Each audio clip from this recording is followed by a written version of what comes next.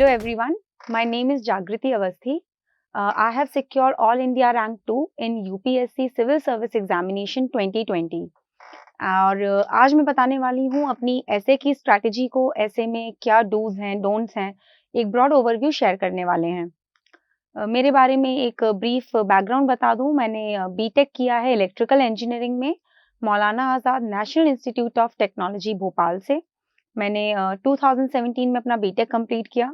2017 से 2019 तक मैं बीएचईएल भोपाल में एज एन इंजीनियर जॉब कर रही थी।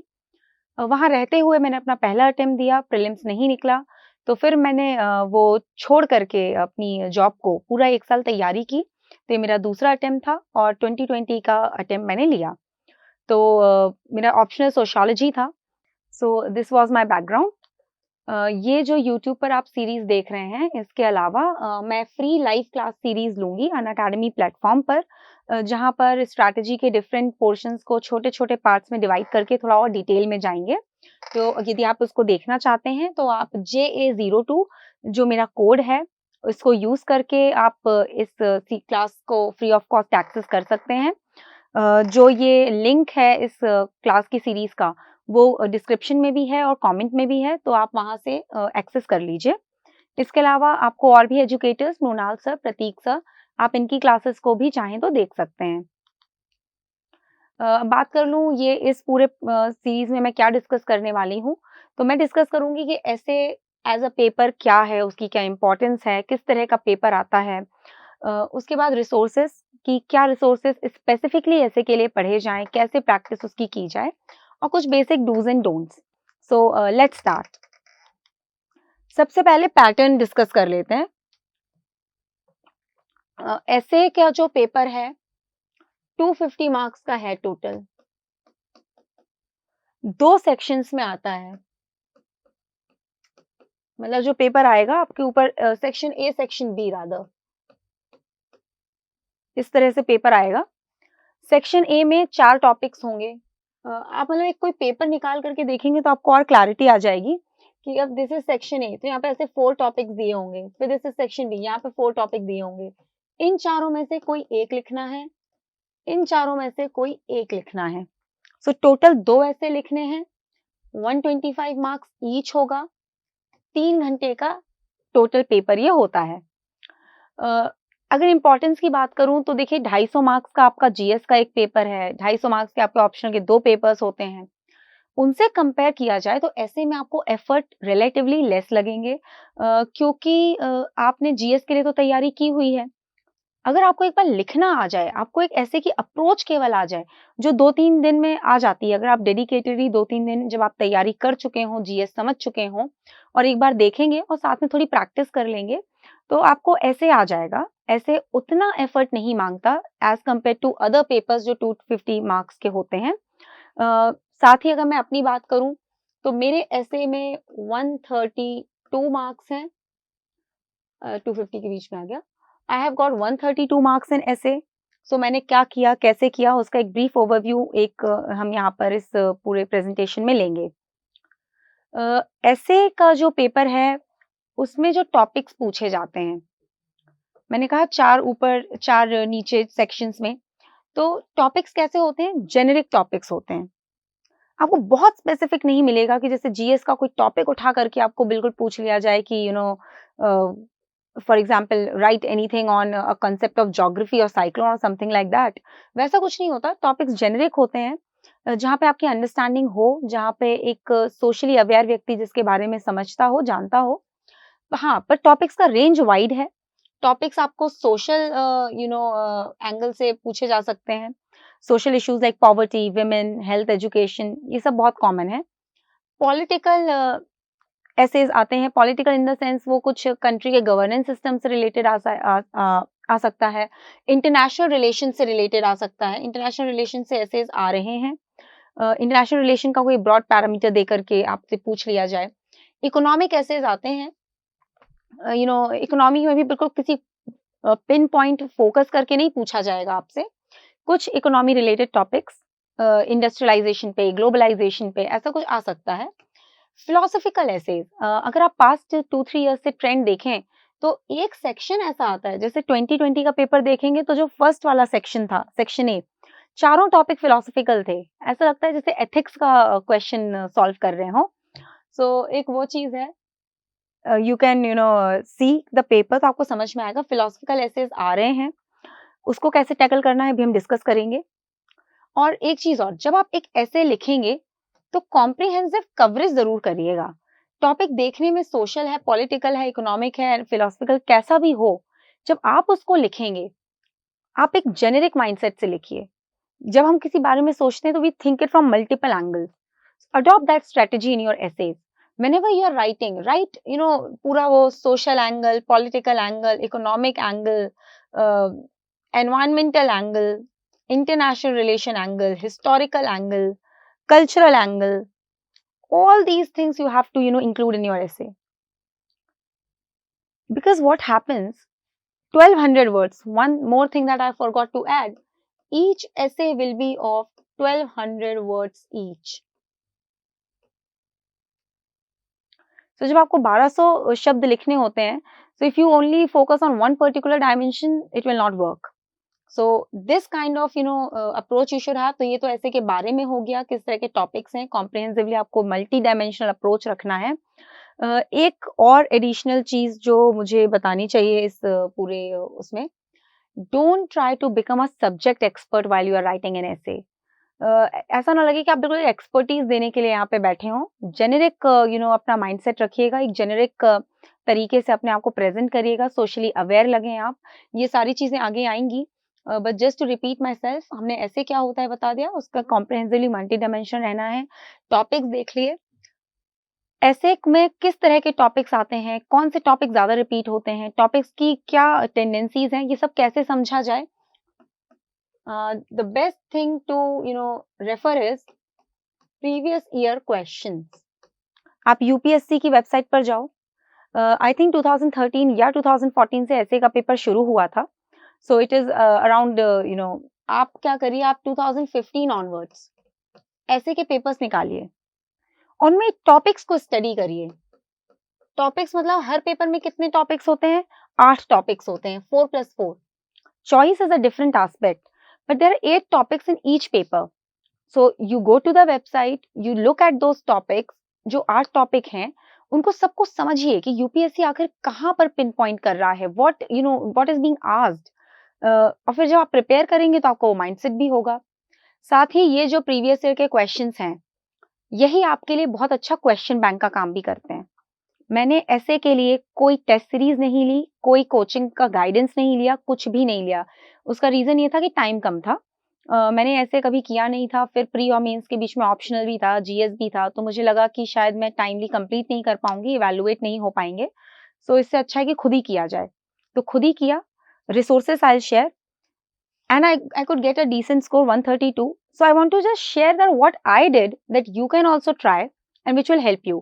उसी में से एक चीज है प्रीवियस ईयर के क्वेश्चन करना। मैंने टोटल आई थिंक 5 या 6 एसेज लिखे होंगे ऐसे के पेपर देने से पहले, और वो मैं इवैल्यूएट करवाती थी अपने एक जो बीएचएल में मेरे फॉर्मर कलीग हैं उनसे इवैल्यूएट करवा लेती थी। वो सर्विसेज में नहीं है लेकिन उनकी अंडरस्टैंडिंग थोड़ी सी ठीक थी स्पेशली रिलेटिव टू मी।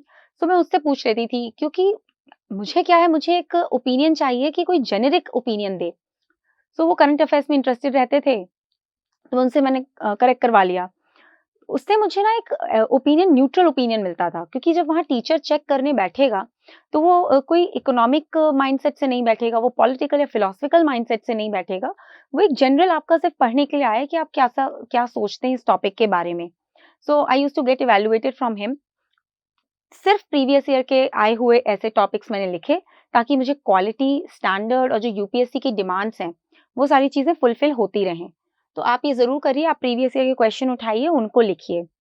अब हम आगे बढ़ेंगे पूरा डिटेल स्ट्रैटेजी की तरफ।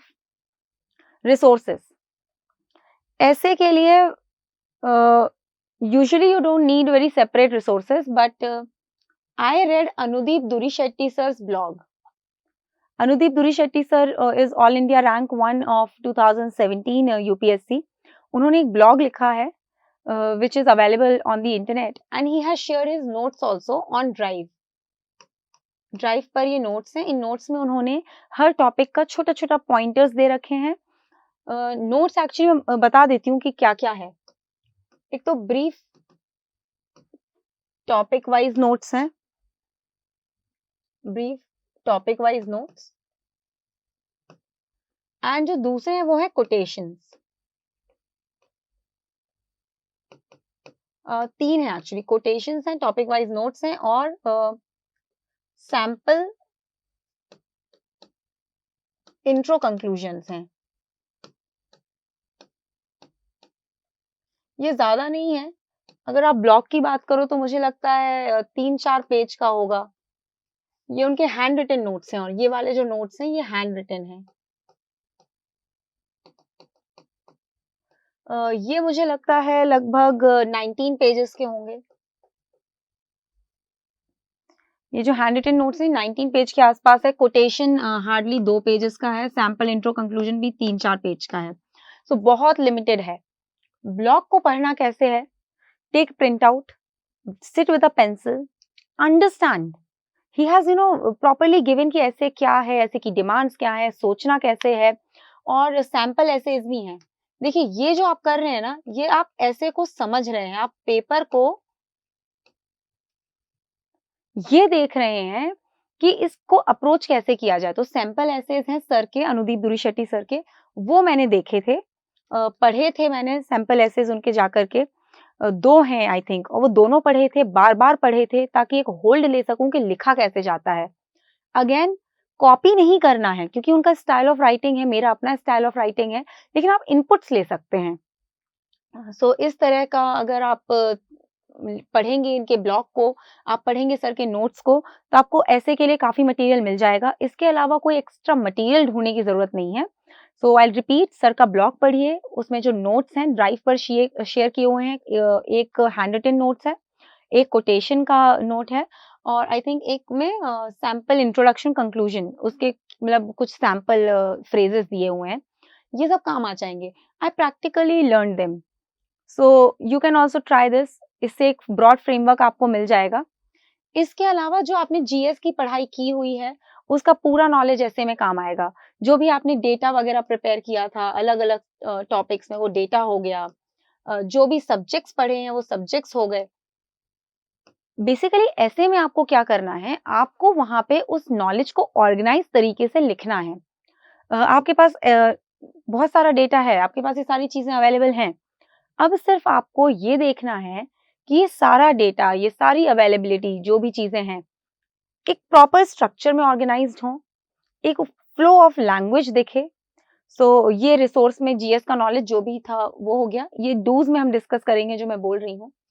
Practice, you have to go, you have to write. आप घर में बैठ कर के यदि 5 से 6 एसेज लिख लेंगे, तो आपको एक बहुत एक स्टाइल ऑफ राइटिंग डेवलप हो जाएगा, आइडिया आने लगेगा कि आप जब एग्जाम में जाएंगे तो फटाफट पेन उठा करके सीधे-सीधे लिखना चालू। शुरुआत के जो 2-3 एसेज होंगे वो उतने अच्छे नहीं होंगे, वो किसी के साथ नहीं होते, unless you are already a competent writer, तो अलग बात है। उसके बाद आप क्या करेंगे, आप स्लोली ग्रेजुअली इम्प्रूव करेंगे। उसके लिए फीडबैक ज़रूरी है। ये फीडबैक कहाँ से मिलता है? देखिए, या तो प्रोफेशनल फीडबैक मिल जाए, अच्छी बात है। मेरे पास इस तरह का कुछ नहीं था। जैसे मैंने कहा, मैंने कोई टेस्ट सीरीज़ नहीं ली, मैंने कोई ऐसे के सेशंस नहीं लिए। उसके लिए आप फीडबैक कहाँ से लीजिए? अपने फ्रेंड से ले लीजिए, कोई टीचर्स हों उनसे ले लीजिए। तो मैंने अपने फ्रेंड से ही लिया और उनमें से मुझे ठीक-ठाक फीडबैक मिलता था। फिर धीरे-धीरे मैं खुद भी पढ़ती थी। अनुदीप दुरीशेट्टी सर के एसे के अलावा मैंने और भी 2-3 एसेस पढ़े, मुझे नाम रिकॉल नहीं हो रहा है। आप अलग-अलग वेबसाइट पर जाकर के जहाँ भी आपको मिल जाएँ टॉपर्स के एसेस, उनको एक बार देख लीजिए। मैं खुद अपने सैंपल एसेस अपने टेलीग्राम चैनल पे शेयर कर दूँगी। आप ये वाली चीज़ देख लीजिएगा। फीडबैक पे मिलेगा, फीडबैक पे काम करिएगा, दूसरों के एसेस पढ़िएगा, टॉपर्स के एसे का राइटिंग स्टाइल देख लीजिएगा। So these all things will suffice as far as resources are concerned. Moving on, the do's of essays. Now अब हम देखते हैं कि ऐसे को हमें properly attempt कैसे करना है और या फिर ऐसे के प्रति हमारी अप्रोच क्या हो। सबसे पहले choosing a topic. मैंने बताया कि 4 आएंगे, उनमें से आपको एक चूज करना है. How to choose? Choose a topic where you have content, where you are comfortable to write 1200 words. 1200 words means you'll have to fill in around 10 pages. So 10, 11 pages, depending on your handwriting. So choose a topic where you have content. Choose a topic where you have, interest, or where you have a general, idea, data वगैरह सब आपके पास है. आप comfortable हैं उसके बारे में लिखने में. वैसा कोई टॉपिक चूज कर लिया. टॉपिक चूज करने में मैंने 15 मिनट लगाए थे. लगभग 6-7 मिनट सेक्शन ए में, 6-7 मिनट सेक्शन बी में. क्योंकि एक बार चूज कर लिया, there is no looking back. How to choose? Suppose 4 topic है. अच्छा, एक चीज नहीं सोचनी है टॉपिक चूज करते हुए कि वो सब लोग इसी टॉपिक पे लिख रहे होंगे तो I will write something different. कुछ अलग लिखेंगे तो नंबर ज्यादा आएंगे, ऐसा कुछ नहीं होता. अच्छा लिखना है चाहे कोई टॉपिक लिखें. ना ही ये सोचना है कि डिफिकल्ट टॉपिक लिखेंगे तो बहुत इंप्रेशन अच्छा जाएगा. Just you have to write on the topic you are the most comfortable with. So choose the topic where your core interest lies, where you have enough content to fill in 1200 pages. And I think I took around 15 minutes. ये practice कैसे develop होगी? Previous year के question उठाइए, paper से लीजिए सीधा सीधा. 4 topics होते हैं, उनको पढ़ा, चूज किया और लिखा. ये सेल्फ एनालिसिस के लिए होती हैं ये चीजें. उससे आपको आइडिया लग जाएगा कि हम, हो सकता है शुरुआत में आपको ज्यादा टाइम लगे. तो मैं तो यही करती थी. कोई टॉपिक देखा, एक बहुत क्विकली दिमाग में इंपॉर्टेंट पॉइंट सोच लिया, और वो सोचे कैसे, सोशली ऐसा है, इकोनॉमिकली ऐसा, पॉलिटिकली ऐसा, वही उन्हीं लाइंस पे. और जहां मुझे लगा पॉइंट्स इनफ है, मुझे अच्छे से समझ टॉपिक की, बस यही मेरा टॉपिक है. After that no looking back. So take a decision. ऐसे में यूजुअली टाइम कम पड़ता नहीं है. मतलब मैंने जितनी भी लोगों से बात की, ऐसे में टाइम का उतना इशू नहीं होता. इशू होता है कि प्रॉपर चूज करें, प्रॉपर स्ट्रेटेजाइज करें. सो लगभग 15 मिनट लगेंगे सिर्फ चूज करने में. Equal time to both essays. Remember, दोनों को 125 मार्क्स के ही एसेज हैं.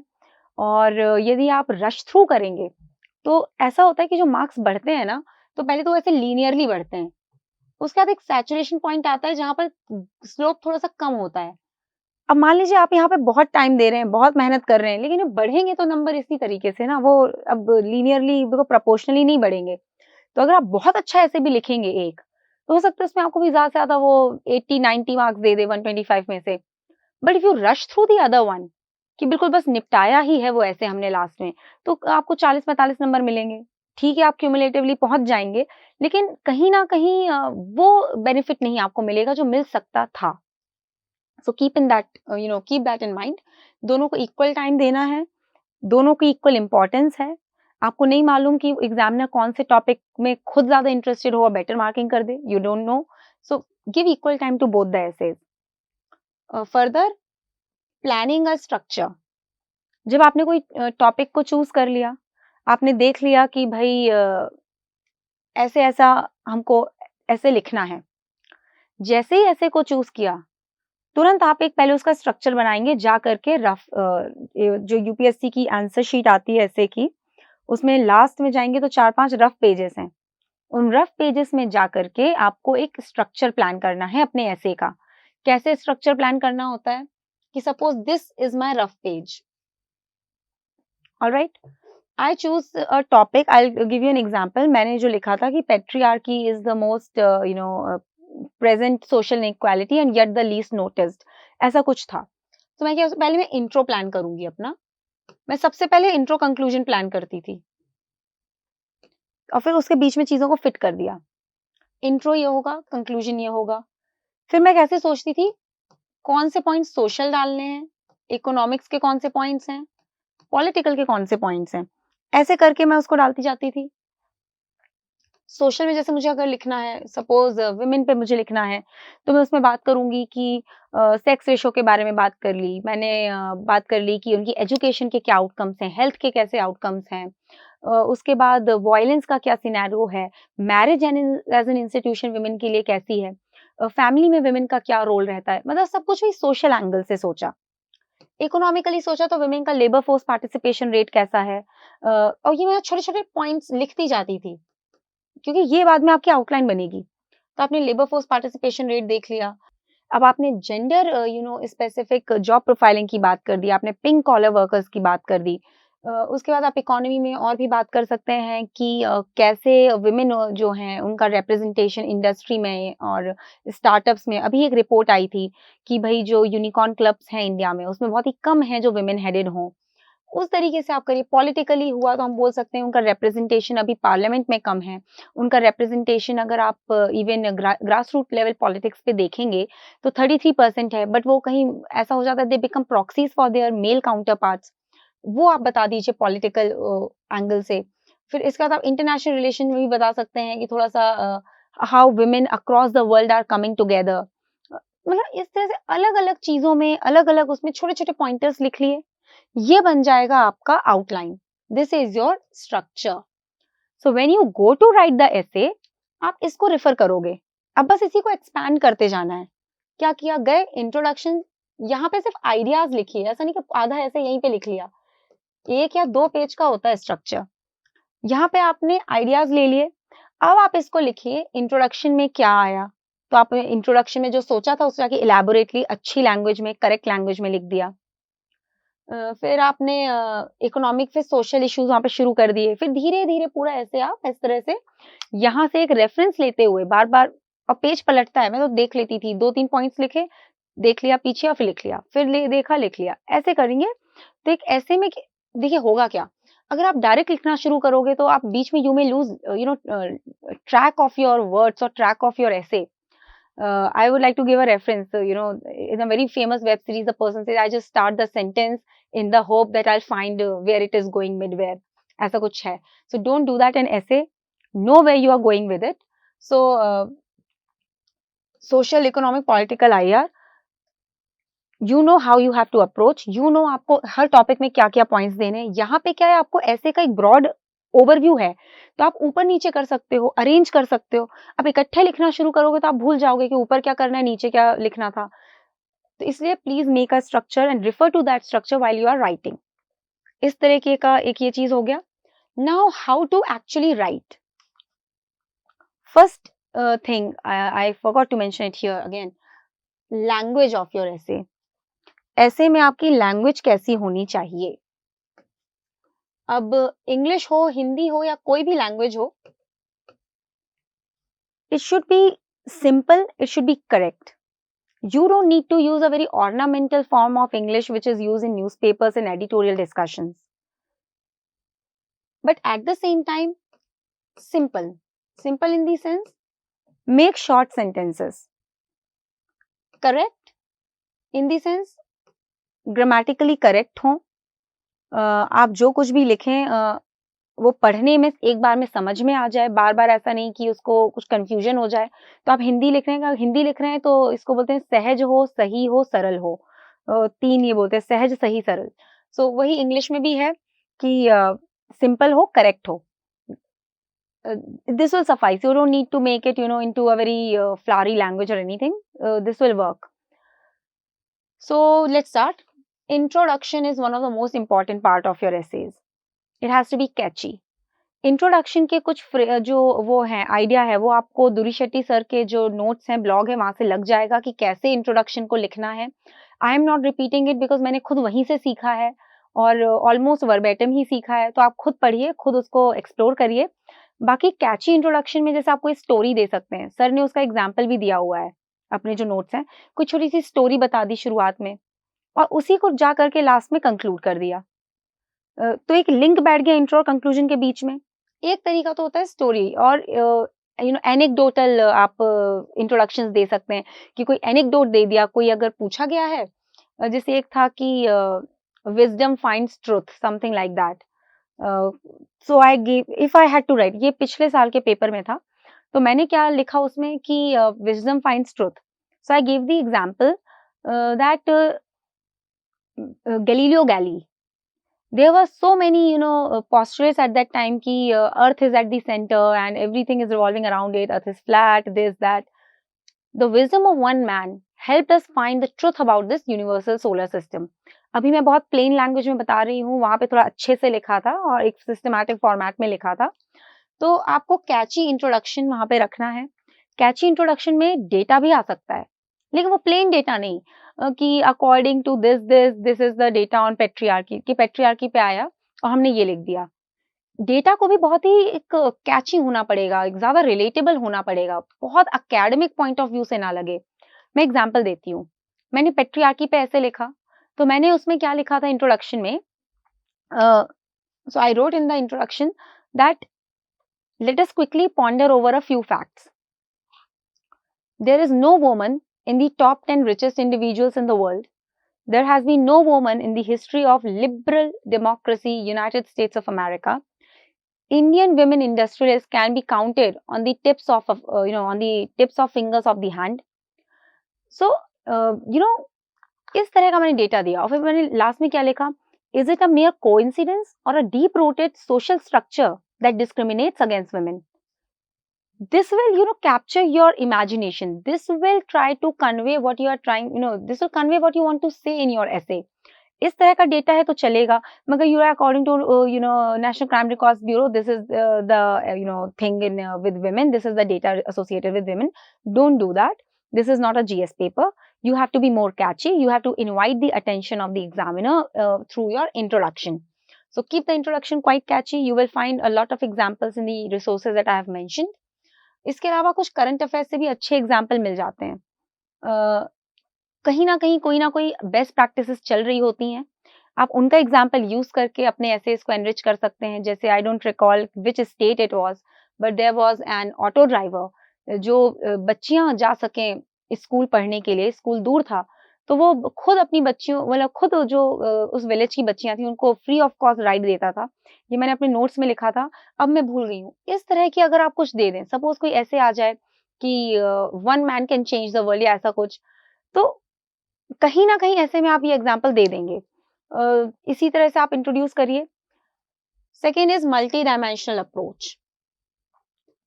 ऐसे में मैं बोल चुकी हूँ, वो social, economic, political, historical, cultural, international relation, environment, everything has to be discussed.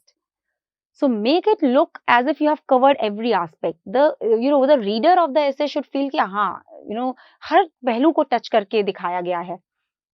इसके साथ साथ ही मल्टी डायमेंशनलिटी लाने के लिए थोड़ा सा ऑर्गेनाइज्ड भी होना चाहिए. ऐसे आपका बिल्कुल हैफिजर्ड ना लगे, उसको छोटे पैराग्राफ्स में डिवाइड करिए. डू नॉट राइट ऐसे पॉइंट वाइज नहीं लिखना है ऐसे को. ये जीएस का पेपर नहीं है, पैराग्राफ वाइज लिखिए, छोटे छोटे पैराग्राफ बनाइए. मैं लगभग एक पेज पे 3 पैराग्राफ लिखती थी. एक पॉइंट को एक पैरा से ही मैंने एक्सप्लेन किया था कि सोशल में अगर मेरे 4 पॉइंट्स हैं तो मैं उसको लगभग 2 पैरा में वाइंड अप करने की कोशिश करूंगी, या अगर अच्छे पॉइंट्स हैं, इंपॉर्टेंट पॉइंट्स हैं, तो 4 पैरा में हर टॉपिक को, हर पॉइंट को एक एक पैरा दे दिया. उस तरीके की चीज आप कर सकते हैं. तो मल्टी डायमेंशनल अप्रोच रखनी है, स्ट्रक्चर ऑर्गेनाइज रखना है. ये एक दिन में नहीं आएगा, पहली बार आप लिखेंगे तो समझ ही नहीं आएगा कैसे लिखें. ये ऑर्गेनाइजेशन आपको जो मैंने बताया, प्लानिंग द स्ट्रक्चर, जो प्लान करेंगे ना रफ पेज, वहां से आपको ऑर्गेनाइज करने में काफी हेल्प मिलेगी. पहले क्या लिखना है, बाद में क्या लिखना है, क्योंकि वहां आपके पास बहुत फ्लेक्सिबिलिटी है. अभी लिखना शुरू नहीं किया तो एक पॉइंट यहाँ से काटा, ऊपर डाल दिया, या वहां से हटाया, कहीं और फिट कर दिया. तो ये फ्लेक्सिबिलिटी आपको स्ट्रक्चर देता है. इस तरीके से आप मल्टी डायमेंशनल एसेज को लिख सकते हैं, ऑर्गेनाइज तरीके से लिख सकते हैं. सैंपल एसेज पढ़िए टॉपर्स के, आपको और आइडिया लग जाएगा. सो आगे बढ़ते हैं. डूज में हम पढ़ेंगे या. कई बार जो ऐसे आता है वो बहुत होलिस्टिक लगने लगता है. ये नहीं समझ में आता कि कहाँ इसका एंड्स कहाँ है, उठाया कहाँ से जाए. तो उनको छोटे छोटे सेगमेंट्स में ब्रेक कर लेना चाहिए. और ये कौन से सेगमेंट्स हैं? यही सब social, political, economic, cultural, historical वाले. मैं एग्जांपल देती हूँ. ये प्रॉब्लम ज्यादा कहाँ आती है? फिलोसफिकल एसेज में. सोशल एसेज तो कहीं ना कहीं वो जीएस से रिलेट अच्छे से हो जाएगा.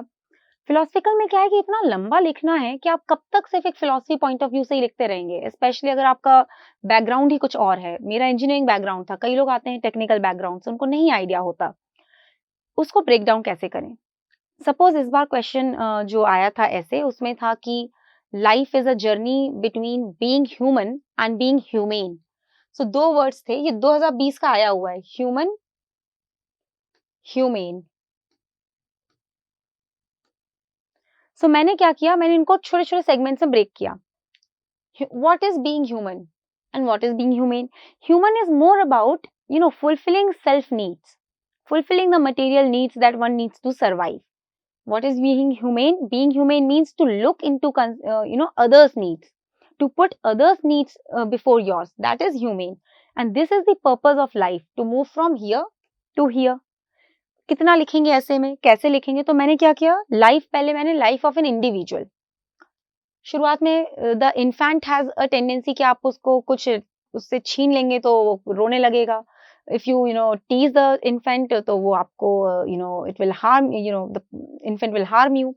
they have tendencies to bite, so that is human tendency. They feel as if अगर कोई उनको ज्यादा कुछ टीज कर रहा है तो they feel they threatened, so they will bite. तो वो जो टेंडेंसीज है थोड़ी सी ह्यूमनिस्टिक हैं। जैसे जैसे हम लाइफ में आगे बढ़ते हैं तो हमको क्या मिलता है कि we try to learn from our parents about unconditional love towards others. हम उनसे सीखते हैं that we should be how to love others. Teachers से सीखते हैं कि how to work for others. तो ऐसे धीरे धीरे करके फिर मैंने लिखा कि जो बच्चा बचपन में पटाखे जलाना एंजॉय करता है, बड़े होके एनवायरमेंटली कॉन्शियस हो जाता है। अभी इसमें थोड़ा सा कुछ को लगेगा तो बहुत अच्छी अच्छी बातें हैं, सो आई कम टू दैट ऑल्सो। इस तरीके से मैंने एक तो इंडिविजुअल का बता दिया। फिर मैंने पॉलिटिकली देखा, politically what is human survive. So there was monarchy, monarchy थी, वहां पे एक रॉयल रूल होता था, एब्सोल्यूट रूल होता था, कई बार टेरेनिकल रूल होता था कि बस शांति बनी रहे, कैसे भी बनी रहे। अब we are moving towards humane form of government, humane form of polity. What is that? Democracy, where every voice matters, every person is important. This is democracy. I'm sorry for the handwriting, but I'm just saying so you'll understand. Individual के बाद politically मैंने क्या बोला, monarchy थी, absolute rule था। Now we are moving towards more humane form of government, that is democracy. Economically देखें तो mercantilism और कैपिटलिज्म से now we are moving towards sustainable development, inclusive development. From GDP growth to now it is quality of life. So see, economy is also becoming, पहले economy का मतलब क्या था? Growth, how many output कितना है, production कितना है, वो चीजें इंपॉर्टेंट थी। मर्केंटिलिज्म था, एक्सपोर्ट इंपोर्ट ऐसे देखते थे। Now economy has also, that was a human aspect of fulfilling our survival needs. Now human aspects of sustainable development, inclusive growth. These things are becoming now more important or not? So this is how I approach. What was the human aspect? World wars. Apas mein countries are fighting. Today, human aspect, we have organizations which are looking after world peace. We have United Nations. All right, they might not be totally successful in their pursuit of the objectives, but still हम सोच तो रहे हैं। Internationally Wars कम हुए हैं। Internationally Europe में आप देखिए, यूरोपियन यूनियन को देखिए, कहाँ वर्ल्ड वॉर 2 और वर्ल्ड वॉर 1 में हालत थी, आज वहां पे एक ह्यूमेन टेंडेंसीज देखने को मिलती हैं। तो हर टॉपिक को ऐसे ब्रेक किया जा सकता है into smaller segments, even the philosophical ones. So follow this strategy. Then novelty through your own observations. ये क्या है कि जब आप ऐसे को लिखेंगे तो everybody is writing, everybody is reading. How to make sure that your essay is at least enjoyable to the examiner? Include examples from daily life, which I used to do. आप जितना examples को देंगे, अपनी observations देंगे, जैसे patriarchy में मैंने लिख दिया था कि अगर आप ज्यादातर देशों में, ज्यादातर कल्चर्स में देखिए, हैं matrilineal matriarchal cultures, I am not denying that. Most of them में अगर आप देखेंगे तो क्या होता है, पेट्रियार्कल माइंडसेट है। Women are supposed to leave their parental house. They are supposed to change their surnames. Religious, principles also prescribe more fast or more procedures for women specifically. Restrictions are put more on women and they are given religious sanctions. And this is for all religions. I'm not singling out. These kind of examples, you will not read specifically for these essays. मगर आप जानते हैं, आप लिख दीजिए। इसके अलावा ऐसे में मैंने कहा कि डेटा फैक्ट एकेडमिकली नहीं, लेकिन जब आप कोई अगर ऐसे में अपनी बात रखें तो उसको सब्सटैंशिएट जरूर करिएगा। सपोज मैंने लिखा कि labour force participation rate of women is lesser in India. How do I know that? According to periodic labour force survey, labour force participation rate of women is this, average is this, it is lesser than that. If more women participate in economic activities, GDP of India will grow. अब इसको substantiate मैंने कैसे किया? According to a report by International Labour Organization, if labor force participation rate of women in India becomes equal to that of men in India, GDP will grow by 27%. ये कब पढ़ा था? Current affairs की compilation में पढ़ा था, अपनी data sheet में लिख लिया था और वहां से यहाँ पे लगा दिया। कोई बात बोली, उसको सब्सटैंशिएट तो करो कि भाई हम बोल रहे हैं तो we have a reason for that, और फिर आप एक्सप्लेन कर दो कि as women move out we have more inclusive workforce in the country, the talent pool is more inclusive, new opportunities arise, everything. So do include substantiation through data and reports. You can do that even in essays, but just don't make it all about data. ऐसा नहीं कि सिर्फ data ही data पूरे ऐसे में लिख दिया and you leave the analysis part. Just substantiate. इसके अलावा सबसे इंपॉर्टेंट जो अब बचता है वो है कंक्लूजन। कंक्लूजन आपका विजनरी होना चाहिए, ऑप्टिमिज्म दिखाना चाहिए। ऐसा ना लगे कि आपका जो ऐसे है वो बिल्कुल किसी नेगेटिव एंड पे छोड़ दिया, या ऐसा कि कुछ आगे की उसमें दिशाहीनता दिखे। So just show a vision about a particular thing, जैसे वो ह्यूमन वाला है तो मैंने इसमें लास्ट में क्या किया, ultimately the destination of the journey of life is the realisation of the principles of, फिर नीचे लिखा सर्वे भवन्तु सुखिनः सर्वे सन्तु निरामयाः सर्वे भद्राणि पश्यन्तु मा कश्चित् दुःख भाग् भवेत्। ये मैंने अनुदीप दुरी शेट्टी सर के नोट्स में से उठाया था, इंग्लिश में लिखा और ब्रैकेट में मीनिंग कि may all be happy, may all be healthy, may none see, ऐसा करके। This is the human life where everybody is happy. One more thing I want to add here. So पहले मैं conclusion finish कर दूं, तो visionary conclusion रखिए। Conclusions आप quotations हो सकती हैं, जैसे विमेन के ऊपर आया, देखिए कंक्लूजन को लिखने का एक बहुत अच्छा तरीका और क्या हो सकता है, कोटेशंस का। मैं कोटेशंस के थ्रू कंक्लूड कर देती थी। जैसे विमेन वाला ऐसे आया तो मैंने उसमें लिख दिया कि I quoted Swami Vivekanand somewhere. He said that a bird needs both the wings to fly. So women have to be equally empowered because the bird of India will not reach the height that it deserves unless half of its population is discriminated against. So this was my vision. This is my vision, which is reflected in this particular quote. So इस तरीके से आप conclude कर सकते हैं। बाकी ऐसे I think हो जाएगा। One more thing that I needed to add it, I forgot. Human वाला जब मैं डिस्कस कर रही थी तो देखिए आपको लगेगा तो बहुत अच्छी बातें मैं कर रही हूँ। कई बार ऐसे में क्या होता है कि हम बहुत सी अच्छा बता रहे हैं कि इंडिविजुअल है वो बढ़ रहा है तो ह्यूमेन होता जा रहा है, इकोनॉमी ह्यूमेन हो रही है, डेमोक्रेसी ह्यूमेन हो रही है, but is it the reality? Reality में प्रॉब्लम्स भी हैं, वो भी ऐसे में लिखना है। योर ऐसे शुड बी वेल बैलेंस्ड। मैंने पहले बोला था कॉम्प्रिहेंसिव कवरेज होना चाहिए ऐसे में, तो कॉम्प्रिहेंसिव कवरेज का मतलब होता है balance coverage. So balanced essay, cover all aspects. अगर कुछ issues हैं, challenges हैं, उनको भी लिखिए। आप लिखिए कि ऐसे में भाई ये वाली चीज, जैसे ह्यूमन है तो मैंने लिखा कि despite the journey of life, journey of life which is moving in this direction, it is incomplete. तो मैंने हेडिंग दी थी the incomplete journey of life. Incomplete journey of life मैंने फिर क्या लिखा कि politically democracy has come, but democracy में ये सारे चैलेंजेस अभी बाकी हैं, करप्शन के चैलेंजेस बाकी हैं, इकोनॉमी में अभी इनइक्वालिटी है, ऑक्सफैम की रिपोर्ट लिख दी। मतलब आप ये बोल रहे हो कि आई एग्री कि लाइफ का जो डायरेक्शन है वो ह्यूमन टू ह्यूमन होना चाहिए, लेकिन जो अभी ये जर्नी है वो अभी अपने इनकम्प्लीट फॉर्मेट में है, अभी भी ये पर्टिकुलर इश्यूज हैं जो एग्जिस्ट करते हैं। फिर आप ऐसे में ये भी लिख सकते हैं कि व्हाट इज बीइंग डन। भाई जो इश्यूज आपने बताए अगर आप शॉर्ट में एक पेज में वो भी लिख दें कि क्या किया जा रहा है और आपके क्या सजेशंस हैं, तो इस तरीके से आप ऐसे को बहुत वेल बैलेंस बना सकते हैं कि what is being done right now, what more can be done with respect to this topic that you are doing. मैंने ह्यूमन वाला एग्जाम्पल ले लिया क्योंकि लिखा हुआ ऐसे था, तो आप लिख सकते हो। या पेट्रियार्की वाला जैसे ऐसे है तो उसमें मैंने क्या किया, पहले आपने पूरा पेट्रियार्की समझा दिया, उसके बाद व्हाट द करेक्टिव एक्शंस ऐसे करके एक हेडिंग दिया और उसमें फिर मैंने लिख दिया कि ये इश्यूज होते हैं, या ऐसे में या फिर पेट्रियार्की को काउंटर करने के लिए ये स्टेप्स उठाए जा रहे हैं। फिर मैंने एक पेज लिख दिया कि और क्या स्टेप्स उठाए जाने चाहिए। जैसे मैंने एक उसमें लिखा कि the unit of society is family, unless a woman is empowered inside her house, empowerment outside the house will not be very effective. So we need to change the mindset. we need to make household a bed of empowerment. It should not be a bed of discrimination, it should be a bed of empowerment.